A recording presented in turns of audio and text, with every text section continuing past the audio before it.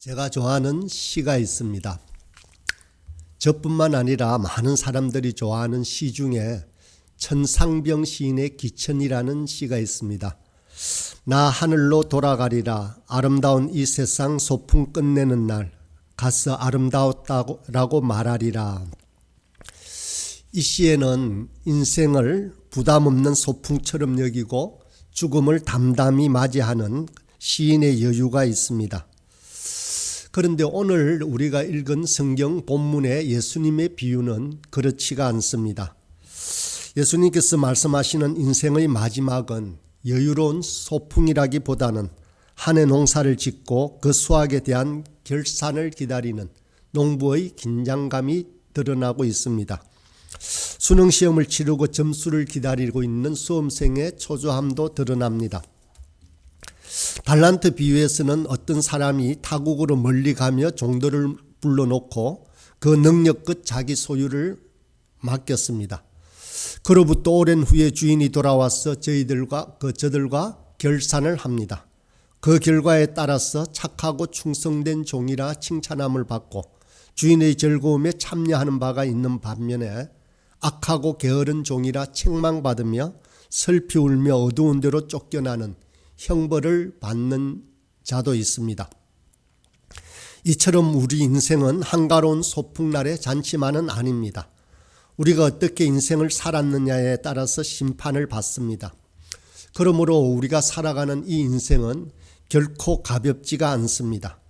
길어야 100년을 사는 인생이지만 이 인생을 어떻게 살았느냐에 따라서 우리의 영원이 결정이 됩니다. 우리 인생은 바닷가의 모래알처럼 작을지 모르지만 그 무게는 결코 가볍지가 않습니다. 우리가 걷는 한 걸음 한 걸음은 오히려 1000만 금보다도 더 무겁다 할 것입니다. 영혼에 비해 한 점보다 더 작은 이 세상의 삶이 영혼을 결정하는 천국과 지옥, 상급과 형벌을 결정하는 그러한 시간이기 때문에 그렇습니다. 이런 점에서 볼 때 어쩌면 영혼의 세계가 중요합니까? 아니면 살아가는 이 생의 삶이 중요합니까? 말할 것 없이 우리 살아가는 이 생의 삶이 중요합니다. 이 생의 삶은 영혼으로 들어가는 문이기 때문에 그렇습니다. 실상 하나님께서 천국과 지옥을 만드신 이유도 다른 데 있지 않습니다. 이 땅의 삶을 낭비하지 말고 헛되게 살지 말고 하나님의 말씀과 뜻에 따라 충실하게 열매 맺는 삶을 살라라고 하는 하나님의 뜻이지 않겠습니까? 지금 우리 손안에 있는 인생의 열매는 그럼 무엇입니까? 신앙의 열매는 어떤 것입니까? 오늘 밤 이 세상을 떠난다라고 할지라도 하나님 앞에 당당히 설 수 있겠습니까? 하나님 앞에 보여드릴 열매는 얼마만큼 가지고 계십니까? 우리는 주인이 떠나면서 달란트를 맡긴 종들과도 같습니다. 주인은 반드시 돌아옵니다. 그때 결산이 있을 것입니다. 그때에 부끄러운 인생이 되지 않도록 최선을 다해야 할 것입니다. 주인은 먼 곳으로 떠나면서 종들에게 자기 재산을 맡겼습니다. 우리는 각각 재능을 가지고 태어납니다. 보통 재능을 탤런트라고 하는데 이 탤런트가 바로 달란트라는 단어에서 유래했습니다. 실제 우리 각자의 재능을 보면 다 다릅니다. 어느 능력이 뛰어난 사람이 있는가 하면 수리과학 능력이 뛰어난 사람이 있습니다. 예술 방면에 뛰어난 솜씨를 보이는 사람이 있는 반면에 대인관계에 뛰어난 사람이 있습니다. 받은 재능으로 큰 일을 하는 사람이 있는 반면에 특별한 재능 없이 평범하게 사는 사람도 있습니다. 그래서 어떤 사람은 자기에게 적은 능력을 주었다고 하나님을 원망하기도 합니다. 이런 사람에게는 하나님이 불평등한 하나님으로 보여집니다. 달란트 비유를 해석할 때 중요한 점은 달란트를 크기로 보지 않고 특성으로 보라는 점입니다. 종류가 다르지 크기가 다른 것이 결코 아닙니다. 5달란트라는 종류, 2달란트라는 종류, 1달란트라는 종류가 있다라고 생각해야 합니다. 5, 2, 하나를 크기로 비교하는 것은 세상이 보는 관점입니다. 하나님은 이 모두를 다 같이 보십니다. 물론 큰 그릇이 있고 작은 그릇이 있습니다. 그러나 큰 그릇이기 때문에 좋고 작은 그릇이기 때문에 열등하다는 것은 결코 아닙니다. 큰 그릇은 큰 그릇의 쓰임이 있고 작은 그릇은 작은 그릇의 쓰임이 있습니다. 이것은 주인이신 하나님께서 5달란트를 가지고 5달란트를 남긴 사람과 그리고 2달란트로 또 2달란트를 남긴 다른 사람에게 동일한 칭찬을 하고 있는 것을 보면 잘 알 수 있습니다.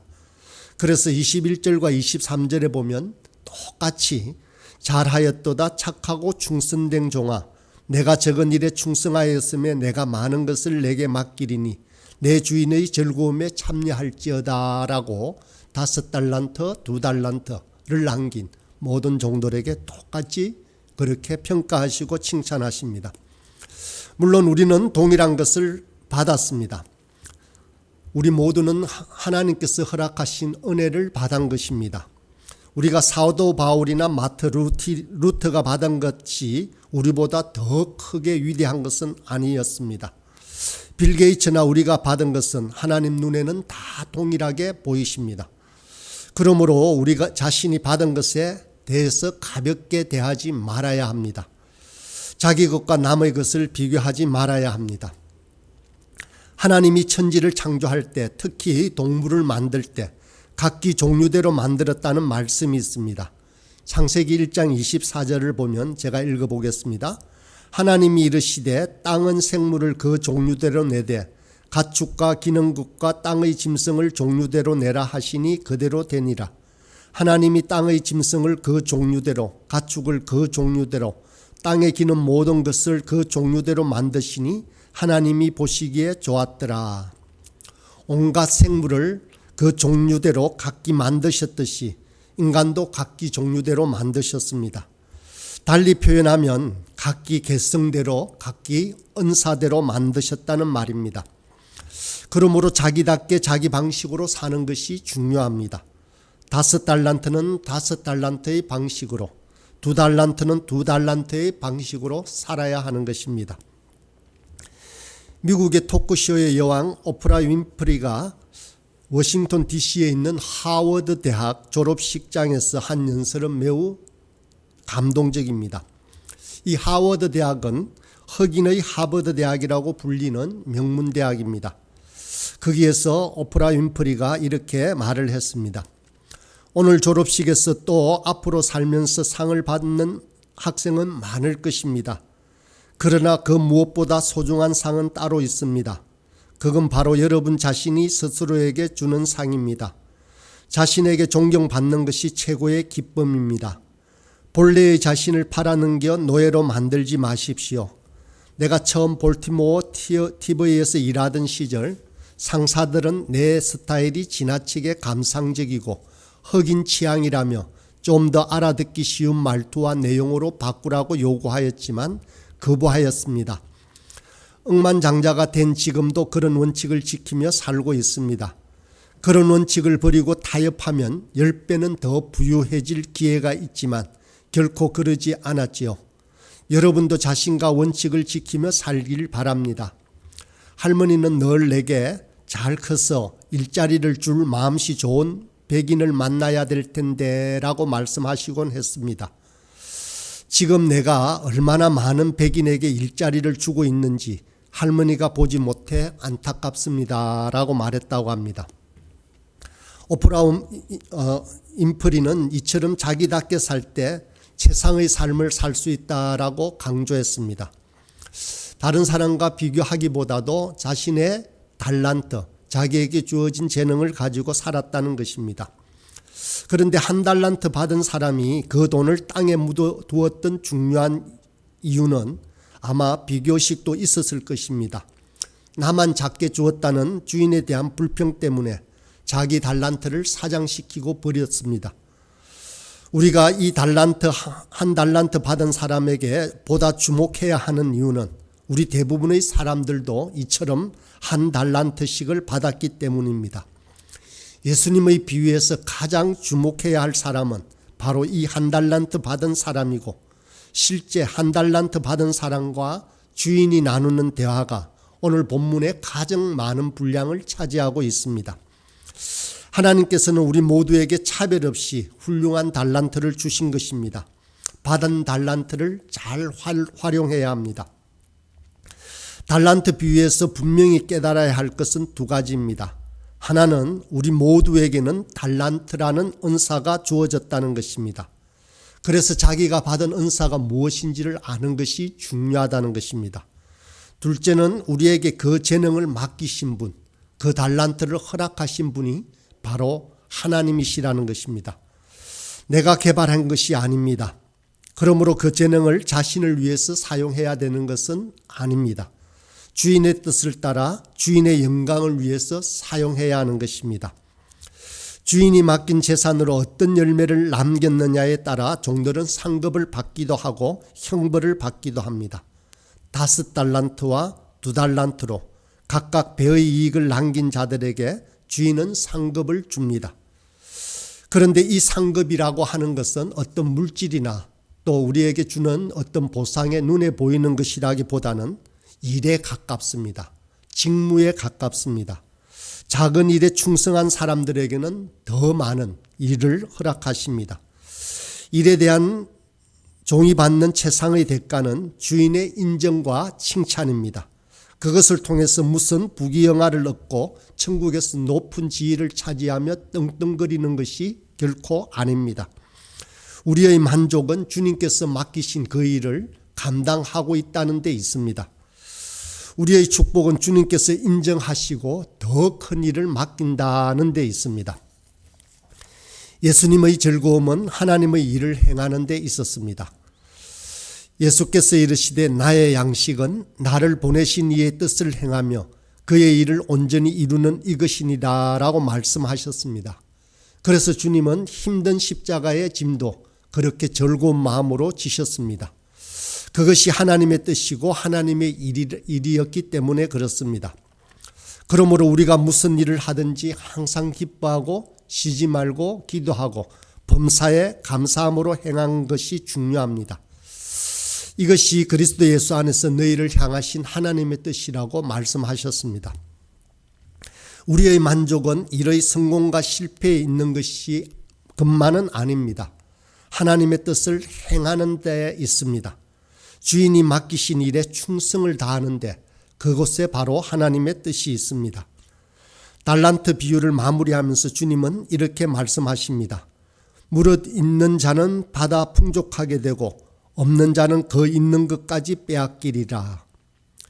이 말씀의 의미에 대해서 교부 크리소스톰은 샘물의 비유에서 다음과 같이 설명합니다. 샘에서 물을 계속적으로 퍼낼 때 그 샘은 오히려 물이 맑아지고 더 많은 물이 솟구쳐 나오지만 물을 퍼내지 않고 그대로 두면 솟는 물은 완전히 멈춰버립니다. 영적인 선물과 교훈의 말씀에 있어서도 이와 마찬가지입니다. 우리가 받은 달란트를 사용하지 않으면 그 달란트가 유용하게 사용되지 않을 뿐만 아니라 우리 속에 있는 그 여타의 달란트조차도 전혀 사용될 길이 없다라는 것입니다. 하나님께서 맡기신 달란트에 따라 충성을 다하면 하나님께서는 더 큰 일과 더 풍성함으로 우리의 삶을 채워주신다는 것입니다. 우리가 하나님의 일을 많이 하면 할수록 우리에게 주어지는 영적인 만족도 커집니다. 그래서 말할 수 없는 기쁨과 평안을 누릴 수 있게 됩니다. 예수님의 비유에서 문제가 되는 사람은 1달란트 받은 사람입니다. 이 사람은 받은 달란트로 장사를 하지 않고 그대로 땅에다 묻어버렸습니다. 그가 이런 행동을 한 이유에는 24절에 보면 이렇게 설명합니다. 주인이여 당신은 굳은 사람이라 심지 않은 데서 거두고 해치지 않은 데서 모으는 줄을 내가 알았으므로 두려워하여 나아가서 당신의 달란트를 땅에 감추어 두었나이다. 보소서 당신의 것을 가지셨나이다. 악한 종이라고 판단받은 이 1달란트 종은 다음과 같은 점에서 잘못되었습니다. 첫 번째는 자기에게 일을 맡기신 주님을 신뢰하고 있지 않다는 것입니다. 주인을 굳은 사람이라고 평가합니다. 이 굳은 사람이라는 뜻이 무엇인지를 한번 찾아보았습니다.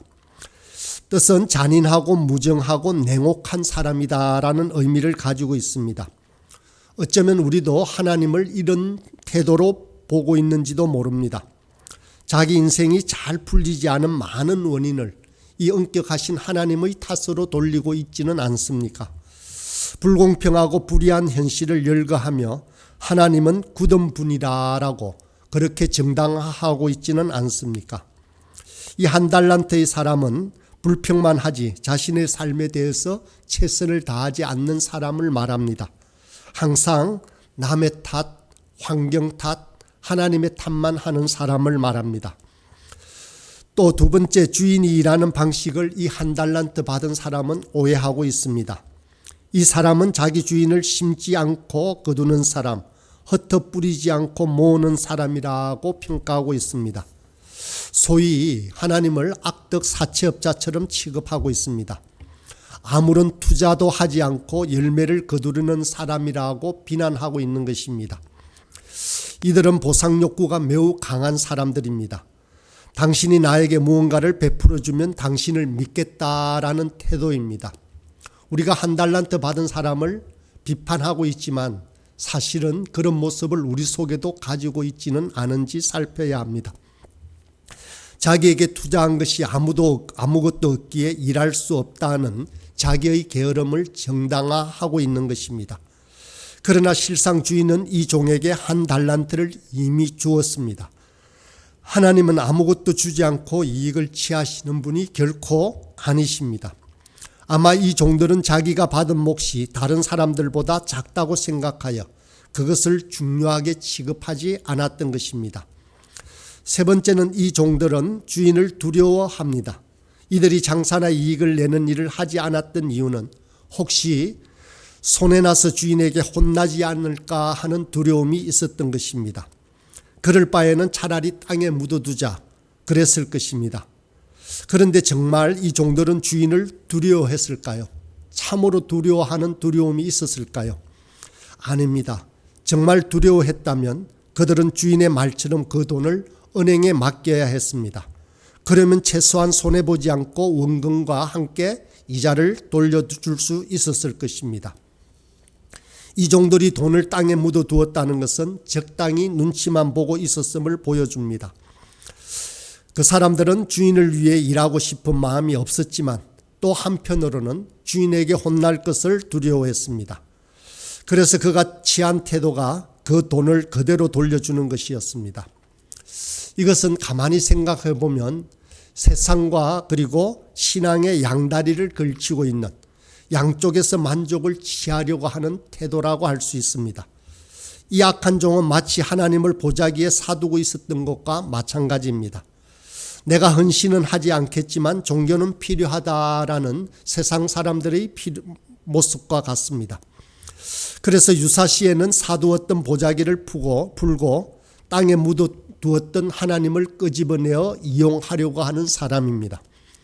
하나님은 이런 종을 향하여 악하고 게으른 종이다라고 책망하고 있는 것입니다.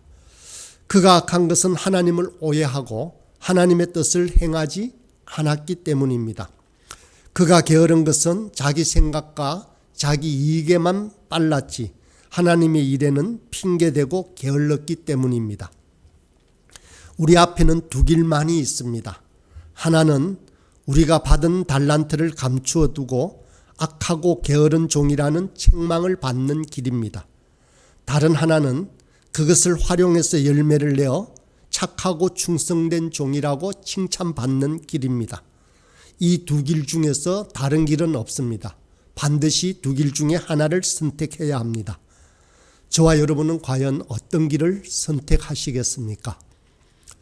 이제 오늘 본문 말씀을 기억하며 기도하도록 하겠습니다.